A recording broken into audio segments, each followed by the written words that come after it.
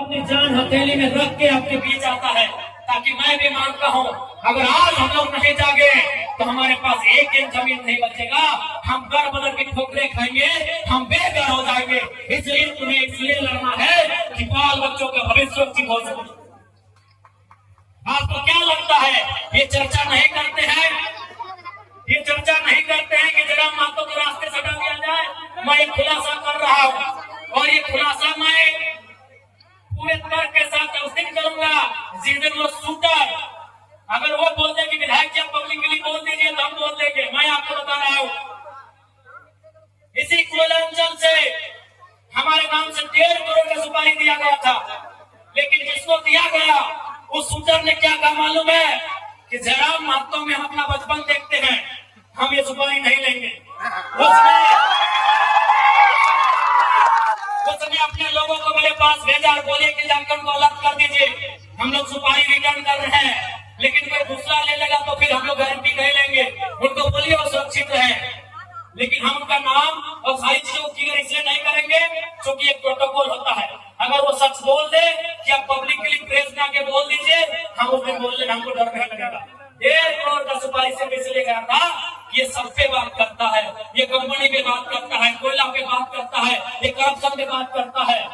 ये आपको मैं एक सच्चाई अपनी बता रहा हूँ, लेकिन उसने लेने से इनकार कर दिया कि जयराम महतो में हम अपना बचपन देखते हैं। मिट्टी से निकल कर बाहर आया है। इनको ये आपको क्या लगता है कि इनको हमारे शब्दों से, हमारे विचारों से, हमारी आवाज से इनके पेंट गिली नहीं हो रही है? ये तैयारी कर रहे हैं, ये इस बात की तैयारी कर रहे हैं कि शक्तिनाथ महतो के तंजबारी से हटा दिया जाए, ये इस बात की तैयारी कर रहे हैं कि हमें ठिकाने लगा दिया जाए।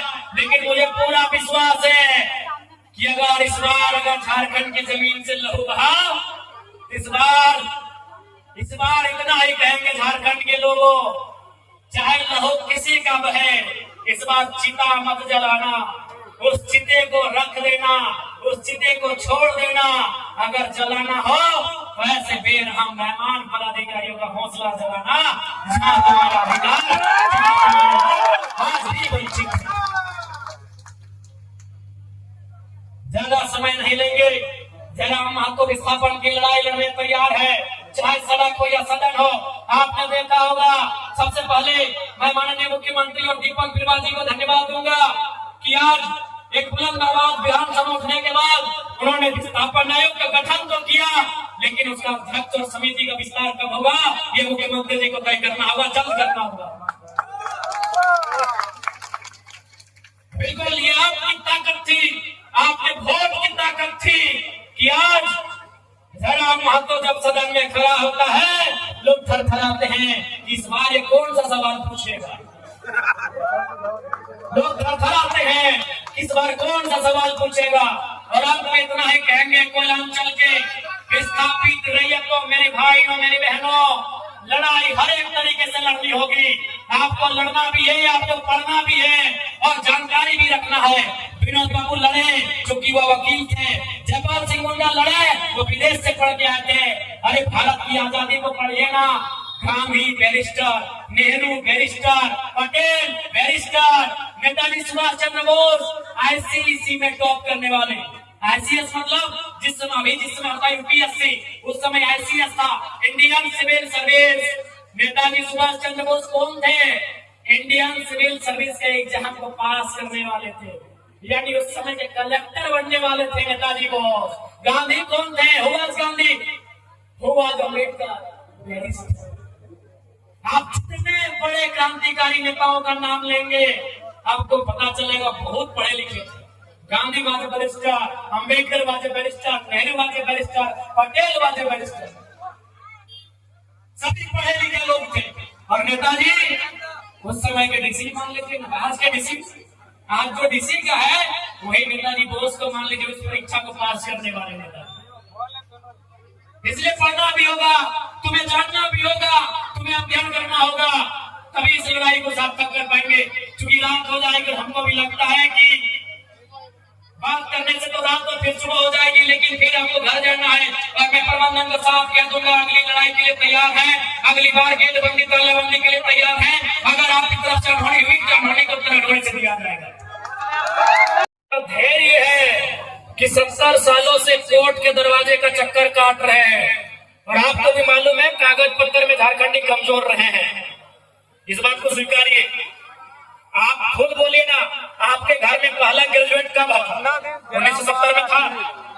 आपके गांव में पहला ग्रेजुएट कब आया? क्या 70 में आया, 80 में आया? हमको लगता है अभी आप होंगे पहला ग्रेजुएट। 2-4 लोग होंगे, 2-4 घर परिवार होंगे, तो पढ़ाई लिखाई में हम पीछे थे, इस बात को भी मानना होगा। तो सारा नियम कानून दाएं बाएं इन्होंने किया है। इसलिए आज स्पष्ट कहेंगे, झारखंड के हर एक विस्थापित रैयत को कहेंगे, और मैं बार बार तो कहता हूँ, तब देखते हैं भाई मीडिया वाले बड़ा बड़ा लाइन में लिख देते हैं कि विधायक के बिगड़े बोल ही सही, फिर कहते हैं कि हम दो हमारे दो नहीं, 3 को 4 को पैदा करिए, खासकर विस्थापित लोग। हम 1000 बार कहेंगे और उसको स्पष्ट बोलिए कि ना तुम्हारे नाम से राशन कार्ड होगा, ना तुम्हारे नाम से आधार कार्ड होगा, ना तुमको स्कूल कॉलेज में पढ़ने रह देंगे। बस तुमको इतना ही बताएंगे कि हमारे साथ इस कंपनी ने गलत किया है, इससे इंतकाम लेना है। उस बच्चे को इतना ही सिखाइए कि बस इससे इंतकाम लेना है। अब इंतकाम का रास्ता कैसे होगा ये उस बच्चे पे छोड़ दीजिए। बहुत सारे लोग हमारी आलोचना करते हैं जब इस बयान को हम देते हैं, लेकिन वो हम और आप ना जानते हैं कि झारखंड के लोगों के साथ कितना छल हुआ है, कितनी पीड़ा हुई है, कितना दर्द हुआ है। जान भी गया, जमीन भी गया, गांव भी गया, खेत गया, खलिहान गया, और आज हम 10,000 की नौकरी के लिए भीख मांग रहे हैं। क्योंकि हमारी बात जब हम बातों को रखते हैं, क्योंकि बेरमो विधानसभा में खासकर ये एक माहौल बना दिया जाता है बाहरी भीतरी का, तो मैंने जब हम आ रहे थे तो मैंने दूर से सुना कि आज माइक का साउंड ठीक है। तो मुझे लगता है बेरमो में बहुत सारे हमारे यूपी बिहार के तथा अन्य राज्यों के भाई लोग, बहन लोग, माताएं बहनें सब लोग रहते हैं, और उनके मन में बेरमो के विधायक राजकुमार अनूप सिंह जी ये डाल देते हैं कि जरा मैं तो बाहर के लोगों के खिलाफ है, इसीलिए वोट हमको करना है, यानी राजा साहब को करना है। तो मैं आपको भी कहूंगा, आपके घर तक मेरी आवाज जा रही है। मैं पहले तो स्पष्ट कहना चाहूंगा कि पश्चिम बंगाल, बिहार, उड़ीसा और झारखंड को हम 4 सगा भाई मानते हैं, लेकिन आप भी जानते हैं बिहार वालों कि भाई भाई में झगड़ा होता है। बिहार वालों आप भी जानते हैं कि भाई भाई में झगड़ा होता है। कब होता है? जब सवाल जमीन का होता है। मेरे प्यारे बिहार के जितने भी लोग आज बेरमो में रहते हैं, मेरी बात अगर आपके कानों तक जा रही है, ठीक है, मेरी आलोचना करिए, मेरी शिकायत करिए, मेरे लिए नेगेटिव पॉइंट अपने माथे में रखिए, लेकिन मेरी बात एक बार सुन लीजिए। मेरे बिहार और उत्तर प्रदेश, गुजरात, बंगाल, जहां से भी लोग रहते हैं, मेरे भाइयों, मेरे अभिभावकों, मेरे नौजवानों, भाई भाई में झगड़ा होता है। आप अगर बिहार से ही हैं, 4 भाई हैं, और एक भाई अगर बाकी भाइयों की जमीन पर कब्जा करे तो झगड़ा होता है। तो वही हाल हमारा है। आप एक लाइन बता दीजिए। सबसे पहला बात तो आपको हमारा धन्यवाद करना चाहिए। जितने भी बिहार के, उत्तर प्रदेश के लोग यहाँ नौकरी करते हैं, आपको धन्यवाद करना चाहिए कि आपको बिहार ने, उत्तर प्रदेश ने पलायन किया, आपको अपने घर से बाहर भेजा, आपको नौकरी हमारी मिट्टी ने दिया है। जितने भी बिहार, उत्तर प्रदेश के लोग मेरी बात सुन रहे हैं, जो ये लोग हैं वो खासकर हमारे अनूप दादा, राजकुमार अनूप सिंह जी आपको आपके कानों में ये बात भरते हैं, तो पहला लाइन आप जान लीजिए कि आपको तो धन्यवाद करना चाहिए कि आप उत्तर प्रदेश से, चाहे वो बेकारी रहे, बेरोजगारी रहे, या गरीबी रहे, या तनहाली रहे, आप अपने राज्य से छोड़कर आए, आप बिहार से अपने राज्य को छोड़ के आए, आपको शरण झारखंड की मिट्टी ने दिया, आपके बच्चों को अच्छी शिक्षा झारखंड की मिट्टी ने दिया, आपके बुजुर्गों को स्वास्थ्य सेवा का लाभ झारखंड की मिट्टी ने दिया, आपको नौकरी झारखंड की मिट्टी ने दिया, तो आपको धन्यवाद करना चाहिए। दूसरी बात, एक बात आप बता दो, मान के चलिए बिहार के भाइयों, उत्तर प्रदेश, गुजरात, बंगाल के भाइयों, यदि आपके पूर्वजों की जमीन किसी कंपनी ने 10 एकड़, 5 एकड़, 25 एकड़ लिया हो और आपके लात मार के भगा दे, तो आपको कैसा लगेगा? ये सवाल मैं बिहार के भाइयों से पूछ रहा हूँ, ये सवाल मैं उत्तर प्रदेश के भाइयों से पूछ रहा हूँ, जिनके मन में मेरे लिए नेगेटिव भर दिया जाता है। डीवीसी की जमीन किसकी है? आप बताइए मेरे बिहार और उत्तर प्रदेश के भाइयों, क्या वो जमीन आपकी है? आप ईमानदारी से बता दो, ईमानदारी से आप बता दो, क्या वो जमीन आपकी है? नहीं है, वो जमीन हमारी है। और आज कंपनी हमें लात मार के भगा रही है, तो बताइए क्या करते? अरे ये तो झारखंड है मेरे बिहार के भाइयों कि हम धरना दे रहे हैं। कसम से अगर ये बिहार होता ना, आप उनको उठा के पटक पटक के मारते। मेरे बिहार के भाइयों, अगर डीवीसी बिहार में होता, मेरे उत्तर प्रदेश के भाइयों, अगर निर्मो के कोयला के खदान बिहार उत्तर प्रदेश में होते और आपको नौकरी में नहीं रखा जाता, कसम से पटक के वही मारती है तो हम धरना दे रहे हैं। ईमानदारी से बोलिए मेरे बिहार और यूपी के भाई मेरी बात सुन रहे हैं, बताइए अगर आपकी जमीन में आपके पूर्वज जो कहते हैं ना 12 बीघा में पुदीना बा, मेरे बिहार के भाइयों आप कहते हैं ना 12 बीघा में पुदीना बा, ईमानदारी से बताइए अगर आपकी 12 बीघा की जमीन बीटीपीएस ले ले, आपकी 12 बीघा की जमीन डीवीसी ले ले और आपको नौकरी में न रखे, आप क्या करते? सही बोल रहे हैं, अगर बिहार होता ना तो एक एक को पदाधिकारी को लोग पटक पटक के मार देता। ये झारखंड है इसीलिए धरना दे रहे हैं, ये झारखंड है इसीलिए कोर्ट कचहरी जा रहे हैं। मैं बिहार के भाइयों से पूछ रहा हूँ, क्योंकि बेरमो में आज चोंगा का आवाज बहुत दूर तक जा रहा है, मुझे आपसे कोई शिकायत नहीं है, ना कोई शत्रुता है। आप तो बिल्कुल, हमने बोला 4 लोगों को हम अपना सगा भाई हम लोग मानते हैं, पश्चिम बंगाल, बिहार, उड़ीसा और झारखंड। उत्तर प्रदेश को हम लोग फुफेरा भाई मानते हैं। हाँ, उत्तर प्रदेश वाले भाई हम लोग फुफेरा भाई है, बिहार वाले हम लोग सगा है। बिहार हमारा मंजिला भाई है, उड़ीसा हमारा संजला है और हम झारखंड सबसे छोटे हैं, क्योंकि हम इतिहास यही कहता है कि हम लोग बंगाल प्रेसिडेंसी का हिस्सा थे। 4 प्रदेश पश्चिम बंगाल, बिहार, उड़ीसा और झारखंड, ये इतिहास में अंग्रेजों के कालखंड में, मुगलों के समय में लगभग बंगाल प्रेसिडेंसी का हिस्सा था। इसीलिए हम संवैधानिक जो देश हमारा बना, कहीं ना कहीं अंग्रेजों की भूमिका है, तो हम अंग्रेजों के कालखंड से ही मानते हैं। आप हमारे बड़े भाई हैं और आपसे हमारा झगड़ा उस समय होगा जब हम आपका हिस्सा मांगेंगे, आप हमारा हिस्सा पे नजर गड़ाएंगे, झगड़ा होगा।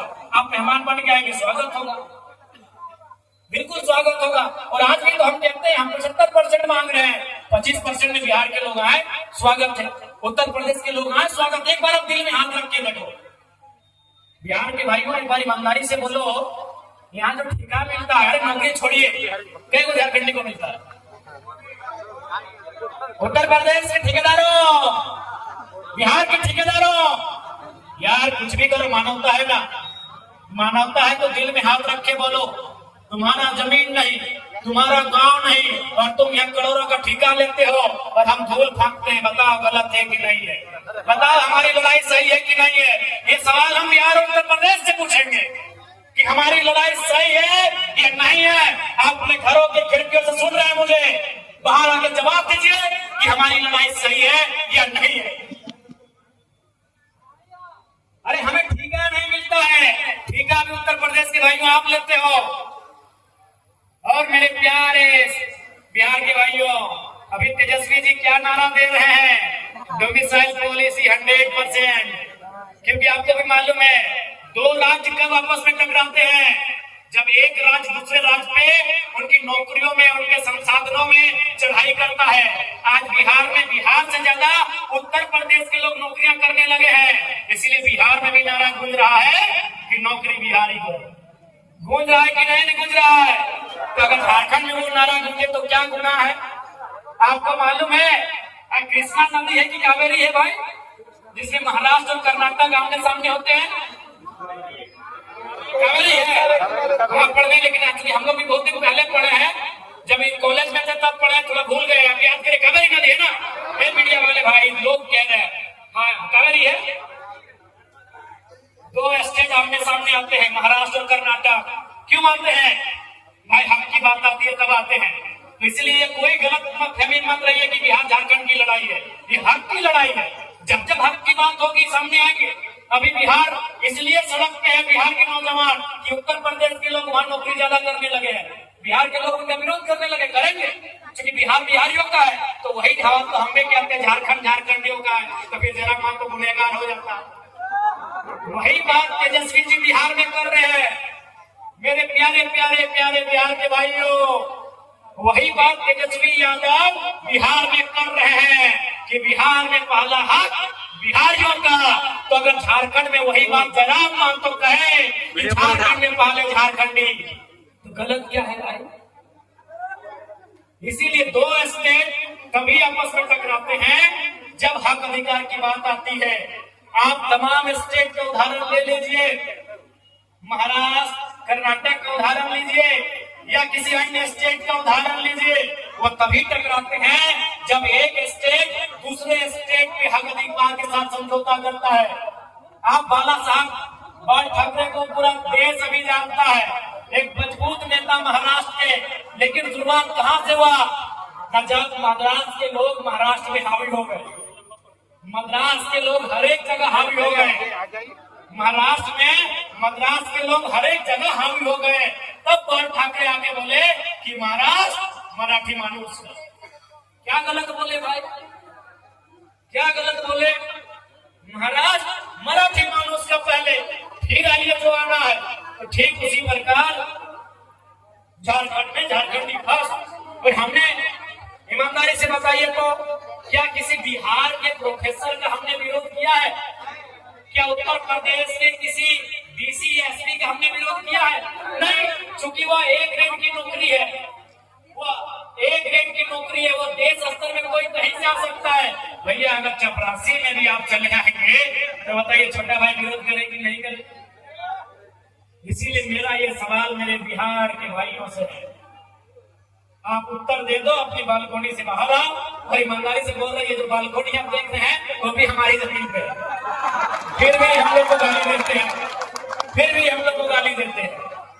अरे भाई, ये झारखंड के भोले भाले लोग हैं कि हमने आपको जमीन भी दिया, नौकरी भी दिया, आपके बच्चों को अच्छी शिक्षा भी मिला, अच्छा स्वास्थ्य भी मिला, करोड़ों का टेंडर भी मिला, और गुनाह क्या हो गया?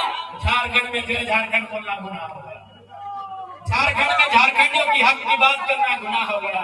इसलिए दोहरे ना सोचे, ठंडे दिमाग से और दिल से मैं ये आप पे सोचने के लिए छोड़ देता हूँ जो बिहार और उत्तर प्रदेश से आए हैं। आप सोचिए, फिर सुबह एक दिन आइए, मिलते हैं और बैठ के हम लोग बात करते हैं। और उस समय आप बोलिए कि जयराम महतो विधायक डुमरी आप लोगों को बांटने का काम कर रहे हैं, उस समय आके कहिए कोई बांटने का काम नहीं कर रहे, क्योंकि हम आपके IAS IPS के खिलाफ नहीं है, हम आपके प्रोफेसर के खिलाफ नहीं है, हम आपके जनरल मैनेजर के खिलाफ नहीं है। अब 3rd ग्रेड और 4th ग्रेड में नौकरी अगर आप ही करोगे तो आप ही बता दो हम क्या करें? हम अपने गांवों को लेकर दामोदर नदी में विसर्जन कर दें? हम अपने भाइयों को बहनों को लेकर नदी में जल समाधि में चले जाए? बताइए, आप बताइए ना कि हमने किसी डीसी को जाके उसके दफ्तर के बाहर नारा लगाया हो कि डीसी साहब हो गए, SP साहब हो गए, प्रोफेसर साहब हो गए, मैनेजर साहब हो गए? क्या नारा लगाया है? नहीं लगाया है। अरे अब 3rd ग्रेड 4th ग्रेड में आउटसोर्सिंग में आप लोग आ जाएंगे, बाहर जाएंगे तो कोई भी प्रतिकार करेगा। आप अच्छा कहिए, बुरा कहिए, ये आपकी सोच पे निर्भर करता है, ये आपकी सोच पे निर्भर करता है। इसलिए मेरा ये भाषण समर्पित है बिहार और यूपी के भाइयों के लिए, बंगाल के भाइयों के लिए, और जो भी अन्य प्रदेशों के भाई रहते हैं, बहन लोग रहती हैं, गार्जियन लोग रहते हैं, उनके लिए मेरा ये भाषण समर्पित है। आप मेरे इस भाषण को सुनिए और आप खुद डिसीजन लीजिए कि जयराम महतो की आलोचना करने से पहले एक बार सोचना चाहिए कि हमने आपको क्या दिया, ये सोचना चाहिए। इस राज्य को हमने किन परिस्थितियों में बनाया, किन स्थितियों में बनाया, ये आपको सोचना चाहिए। मैं उम्मीद करता हूँ कि आज बिल्कुल साफ साफ और इसे मैं हिंदी में भाषण दे रहा हूँ, हम लोकल अपना क्षेत्रीय भाषा में भाषण नहीं दे रहे, क्योंकि मैं चाहता हूं कि बेरमो में चारों तरफ मेरे बिहार भाई बहन लोग रहते हैं। आप लोग सुने, एक बार सुने, आप उसके बाद अपनी प्रतिक्रिया आपका जो भी है, वोट देना ना देना तो 29 का बात है, वोट देना या ना देना 29 का बात है, लेकिन मेरे विचारों में आप जरूर सुने कि मैं आपसे कहना क्या चाहता हूँ और ओरिजिनल में लड़ाई क्या है। जैसे हम खतियान की बात करते हैं तो खतियान का मतलब किसने आपको कहा कि जिसके पास खतियान नहीं हो छोड़ के चला जाए? किसने कहा भाई? किसने कहा? किसी ऐसे व्यक्ति ने, रिस्पॉन्सिबल व्यक्ति ने कभी ये कहा जिसके पास हथियार नहीं है वो छोड़ के चला जाए? किसने कहा बता दो? और खतियान, जो खतियान का नारा झारखंड में गूंज रहा है, यानी ये स्थान नीति खतियान के आधार पर स्थान नीति क्या है इसका मतलब? इसके मतलब ये है कि वो स्थान नीति बनेगी और उसको इंक्लूड किया जाएगा नियोजन नीति में, और नियोजन नीति में इंक्लूड किया जाएगा मतलब कि जो झारखंड की नौकरियां होंगी, जो झारखंड नाम की नौकरियां होंगी, उनमें झारखंडियों को विशेष सुविधा, विशेष आरक्षण दिया जाएगा। उसमें ये थोड़ी कहा गया कि आप व्यापार नहीं करेंगे, आप व्यवसाय नहीं करेंगे।